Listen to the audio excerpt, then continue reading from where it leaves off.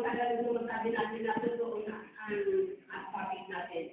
Ang topic natin ngayong hapon is, yan, Ryan by praising God. Yan.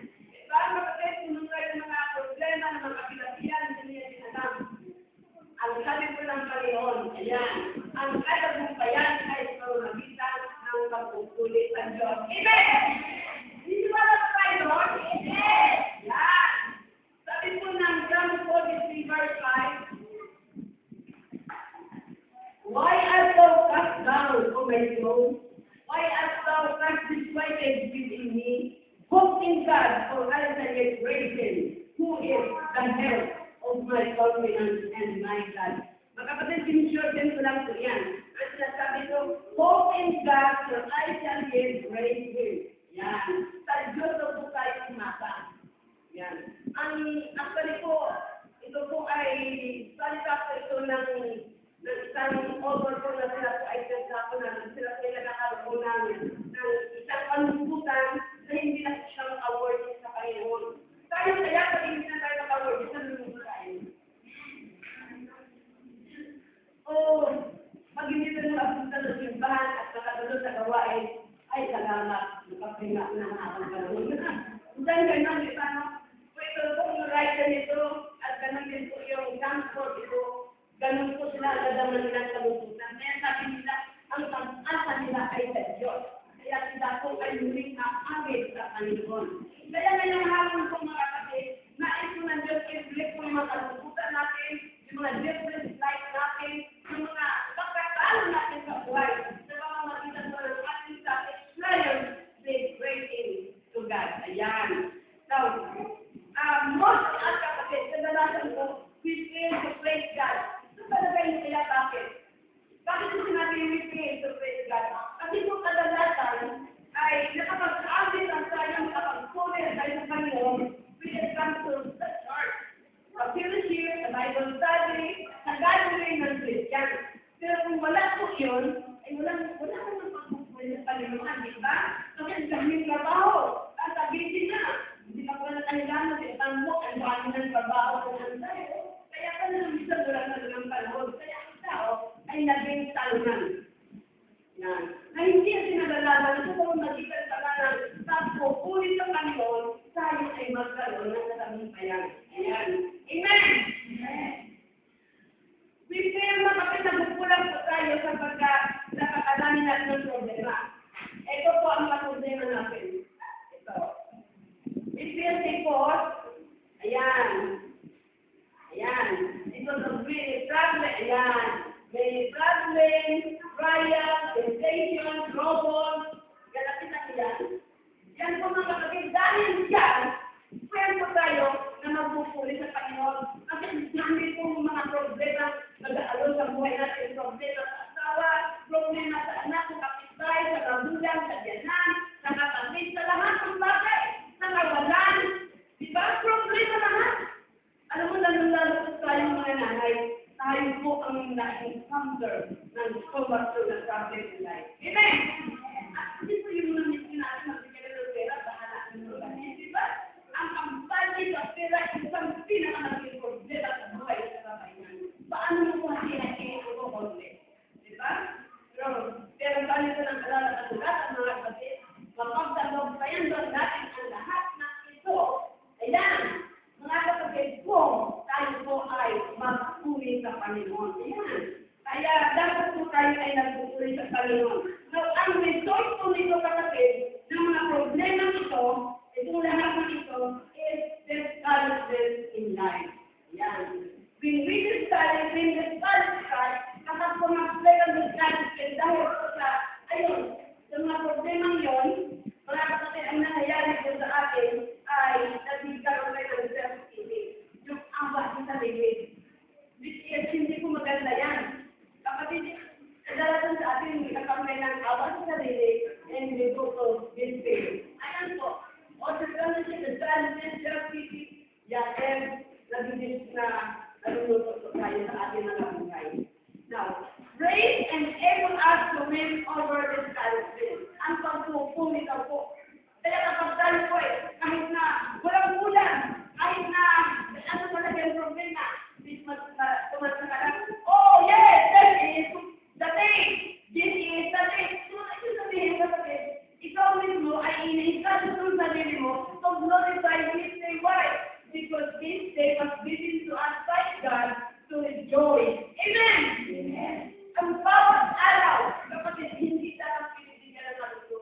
ang bawat araw na ibigay ng Diyos, ito po ay para sa akin in-university, para magsaya tayo. Yan. Hindi ito binigay ng Diyos ang bawat araw para mag-shoulder tayo lahat ng problema ng mundo. Kapag hindi ka mag-puri at mag-pray sa Panginoon, talagang matutulog ng sistema. Ang isang araw, ikaw kapatid ay nalilisalis ka sa buhay mo, wala na, talatalo ka na. Yan. Please listen. The more we praise the Lord, the greater victory we enjoy. Alam niyo ba yan? Tinan niyo po. Kaya kanina po, talagang grabe ang life natin. Ano na naman natin din siya? Habang tayo nagpupuli sa Panginoon na masigang pagpupuli, nawawala ang mga kalungkutan na ang kalungkutan mo ang ulo namin sa Panginoon. Diba? Yun. Kaya, the more you praise the Lord, the greater victory we enjoy. Kaya mga kapatid, tayo po ng katabaihan, mag-iba po natin mga kalalakihan na nandito sa loob ng iglesia ito. Dapat, konti na po tayo magpupuli sa Panginoon. Ayan. Hindi tayo. Amen. Sabi nga po ng 43 verse 5, Psalm 43 verse 5, ayan, greater victory. Ayan, yung interpret po sa sabi niya, o tatakalo ka, bakit ako nababahala? Bakit ka ba nababahala? Tatakalo siya, ang binabasa ko. Bakit ka ba nababahala? Bakit ka nahahapit? Yan ang sabi ng Bible. Bakit ako nababahala? Bakit ako nahahapit? Sa Diyos ako ay aasar at sa Kanya mananalig muli. Mananalig muli ako magpupuri sa Diyos na nakapagligtas. Itong aking pagpupuri sa Kanya ay ilalala. Ibig sabihin sinasabi ko dito, kapag sa buhay natin, sa bawat araw, sa bawat sandali ng buhay natin, bakit tayo nababahala? Hindi pa dumating ang ating bukas, nababahala na tayo. Diba? O, ito niyan para bukas. Hindi ko nga alam, lumalapit ka ng araw ng bukas. Di ba sabi ng Bible sa Matthew? Hindi nga natin alam. Kaya sabi ako, nakinig dahil ang problema ng araw ng bukas, matas na ang problema sa araw na ito. Ang tao, mahigit talaga ng problema. At ayaw ng problema, kung tinatawag ang problema. Sabi niya, bakit ako namamagit? So, dalawang bagay po yung sinasabi niya sa sarili niya. Bakit ka nababahala? Bakit ka namamagit? Bakit nga ba kapag nahamapit tayo nababahala? Ibig sabihin, ang taong nababahala sa buhay niya, ang taong nahamapit, ang wala sa pananalig ko. Amen! Ito ang manasin kong alam ko eh. Kasi kung alam mo may Diyos ka, alam mo na ang Diyos mo ay buhay at kaya namin. Ito, dahil sa ito na nailangan, therefore, hindi ka magpapabahala. Hindi ka mahamapit. Why? Because hindi ka manalangin. Hindi ka manalangin, hindi ka kumawit ang pagpuli sa Kanya at ikaw ay hindi niya ng great victory in life. Ma-overcome mo ang lahat ng problema sa buhay mo. Sapagkat once we praise the Lord, ang Diyos ay nalulunod. Kapatid, papampalain ka ng Diyos. Paano ka napalain ng Diyos, kapatid, kung wala ang ginagawa sa Kanya? Ang Diyos ay naghanda ng pagpapala. Sabi nga nila, ang pagpapala ng Diyos ay naghanda na. Nakabalot na, may reason pa. Talagang in konting panahon na lang at inaantay ka na na. Tumawag sa Kanya at ibig sa kadala niya.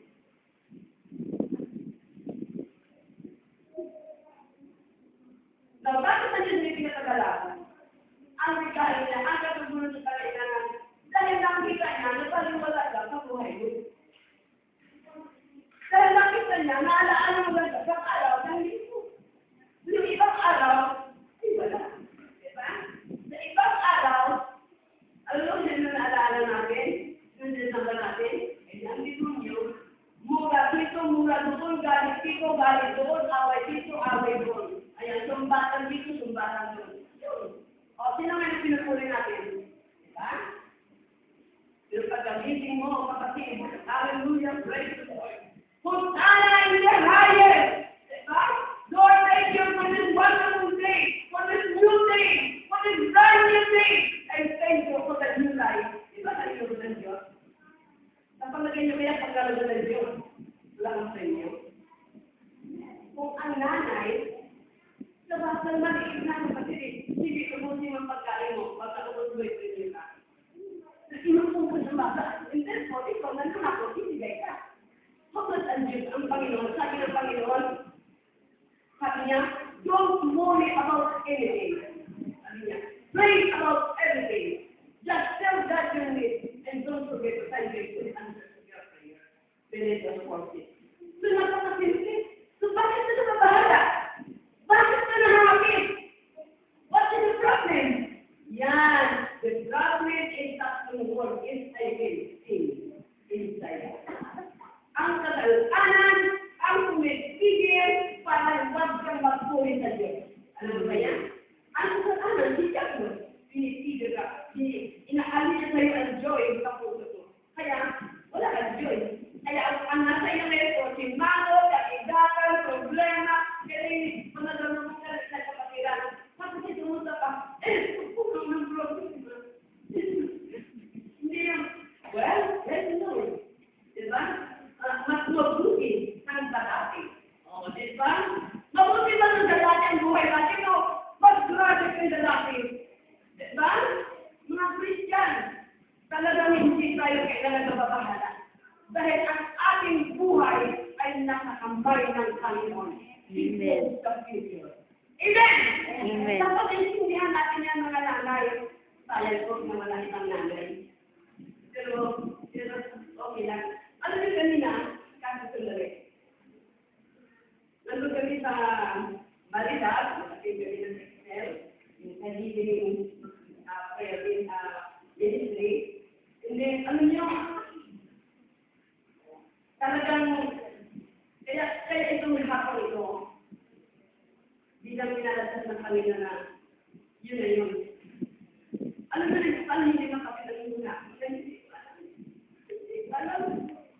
Basta, ako umiyak na pagpupuli sa Panginoon. Nagpupuli kami sa Panginoon na grabe po yung result ng grace and worship. Alam niyo, hindi ko yung kaya masyadong i-express sa inyo. Pero, mga kapatid, kapag magpupuli ka sa Panginoon, sumamba ka at magpuli sa Panginoon. Talagang malamdaman ng talagang fitting mind. Talagang inirasin mo na hindi mo alam na parang kayo sarap magpuli, parang kayo sarap manalangin, parang kayo sarap lumawag sa Panginoon, yung lahat ng kapit. Pero sumiyak ko ng iyakin ito. Pinakasag ang Panginoon na, hindi na sumiyak ka na, sabayin tumawa ka na. Tumawa ka na in spite na there are many friends, sister in the Lord, na wala. Sabi ko, kanina umiyak na pala ako. At ngayon, kailangan tumawa na ako. Yan. Dahil nandito kayo kapatid. Amen! Amen. Yung presence nyo ngayong hapon ay nagbigay ng matagalang kagalakan sa puso ko. And I know na sino ba ako ba magalang? Nandito kayo. It's the will of God. It is the power of God. Kapatid, that touches my heart. And napakasarap ng fellowship, alam din ba? Na tayo po ay nangababaihan, na nagkakaintindihan, na whatever na natin sa fellowship ay bibigay natin sa ating mga tawa. Sabi nga kanina, this way that God will bless us to bless others. Amen! Amen. Dapat hindi natin sa Diyos na pagpalain tayo para mapagpala natin ang iba. Dahil paano mo mapagpala ang iba kung ikaw na ay hindi bless?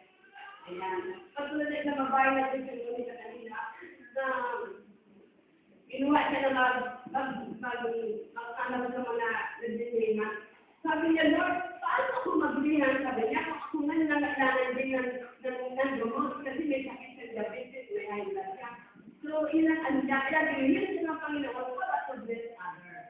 Yan. So, mga kapatid, ako naniniwala na laging ito sanctuary because I believe that this is the great instruction ng Panginoon sa lahat ng bagay na dapat natin gagawin sa kanyang kapulihan. Amen!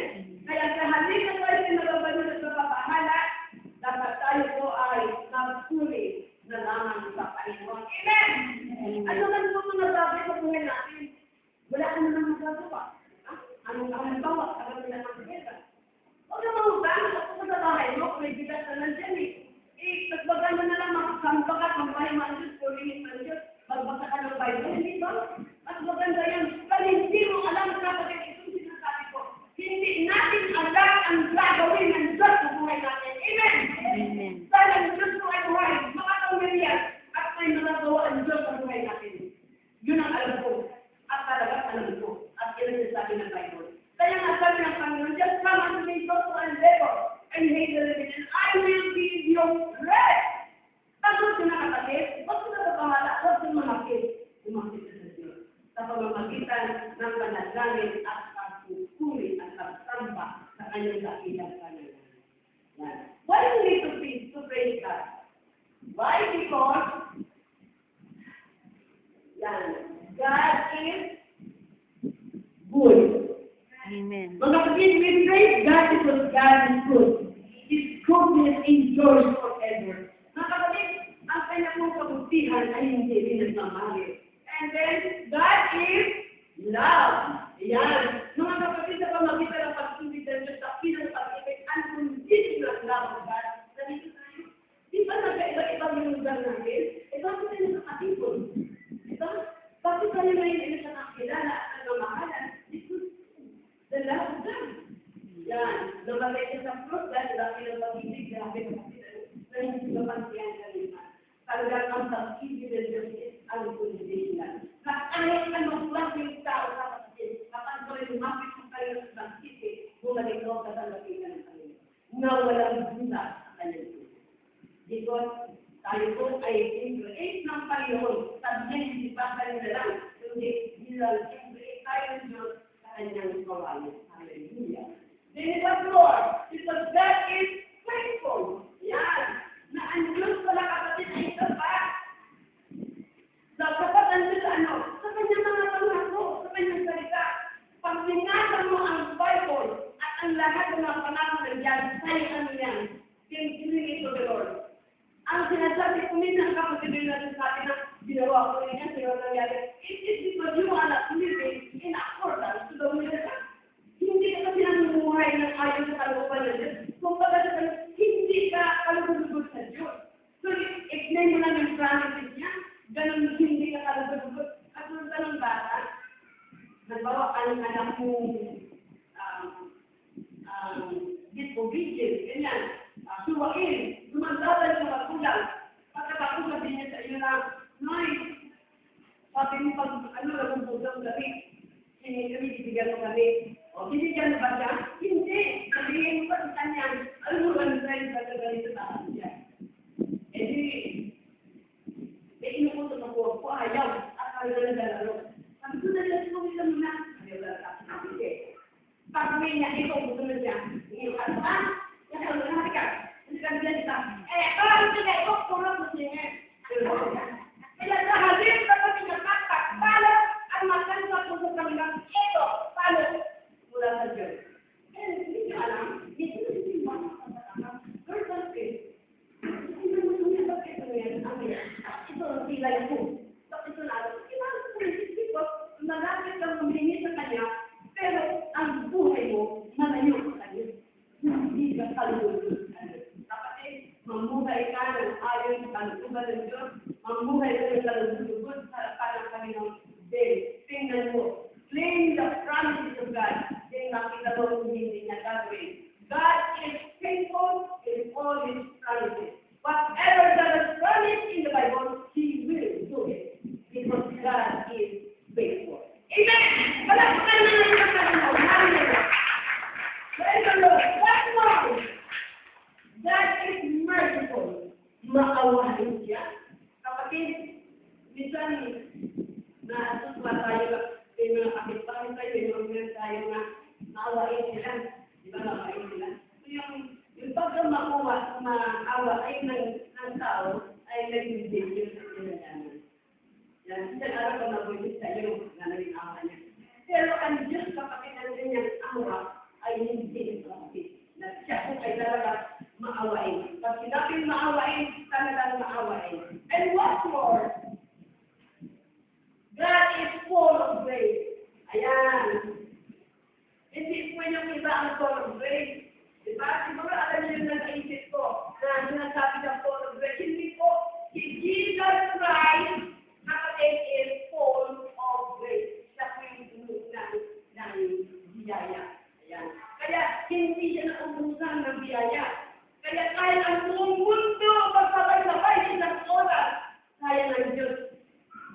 ang kanyang pangailangan because God has a full of grace. Full siya. Amen. Kaya ano po sinasabi ng mga kapatid na nasa let's just praise the Lord. For us na magtagumpay tayo kailangan tayo po ay magpuri sa Panginoon. Hallelujah. Amen. Mga kapatid, tulungin kami sa Psalm 105 verse 3. Yan. Knowing ye in his holy name, let the heart of them rejoice that seek the Lord. Ibig sabihin kapatid ang sa Tagalog dyan, ito po, napaka-liwanag. Lahat ng may nais ng maglingkod sa Diyos ay dapat na magsaya at huwag mapapahala kung mga man din. Iba na kapatid, ibig sabihin, we Christians, we need to rejoice. Kaya in first sabi niya, rejoice in the Lord always and again I will rejoice. Wala sa Bible na sabi na, malungkot ka, araw at gabi, malungkot ka. Hindi po yun eh. Sabi niya, rejoice. Well, alam mo ba bakit ka? Once tayo ay nag-rejoice in spite of everything sa buhay natin, parang ina-acknowledge natin ang presence ng Panginoon. Yan. Kaya nag-rejoice ka. Kaya ang Panginoon naman, alam niya ang obligasyon niya. Ginagawa mo ang obligasyon mo to rejoice, gagawin din ang Diyos sa obligasyon niya to live our lives according to His riches and glory. Amen! Yan po mga kapatid. Yan sabi po ng Panginoon sa buhay ko natin, is always praise the Lord. Because the more we praise the Lord, the more greater victory we enjoy. Amen! Hallelujah! So, mga kapatid, ang encouragement ko sa ulan dito sa buhay natin ay alisin natin mga paghahapin, pagkabahala. Umpisahan po natin, I think this is the time of worshiping the Lord, praising the Lord. Sabi ko nga doon na ang pag-worship, ang meaning po ng worship is to magnify the Lord, to honor the Lord, and then to praise the Lord. Sabi, hindi natin ito sa ginawa niya, para nalang mo ang Panginoon